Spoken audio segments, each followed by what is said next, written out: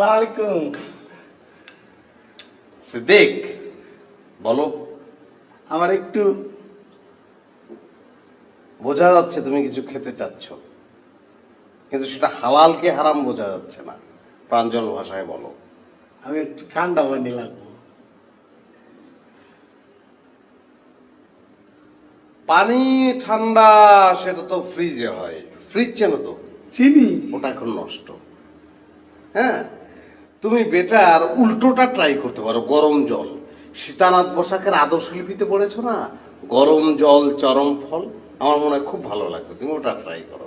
তাইলে 2 পাতিল গরম পানি দেন। আমাদের অনেকগুলা কাপড় পরে রয়েছে তো, চুলাটাও জ্বলে না, মেসও নাই।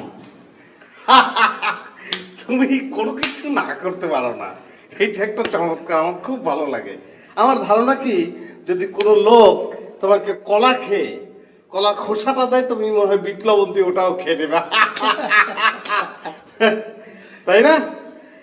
আর তুমি এই যে সবসময় একটা ওই কোপ দেওয়া বাঙ্গির মতো করে থাকো না, এই একটা এক্সপ্রেশন মানে অভিব্যক্তির মধ্যে তুমি থেকো না, এটা একটু পরিবর্তন করো। বুঝতে পেরেছ? তোমার অভিব্যক্তি বোঝা যায় না, চোখের অভিব্যক্তি বোঝা যায় না। ঢাকার ধুলো এড়ানোর জন্য রাস্তায় যে এক ধরনের কাপড়ের মাস্ক মানে মুখোশ পাওয়া যায় না, পরে থাকে 5 টাকা 6 টাকা দাম, ওগুলো একটা পরে নিতে পারো। তখন তোমার চোখের অভিব্যক্তি বোঝানো যাবে।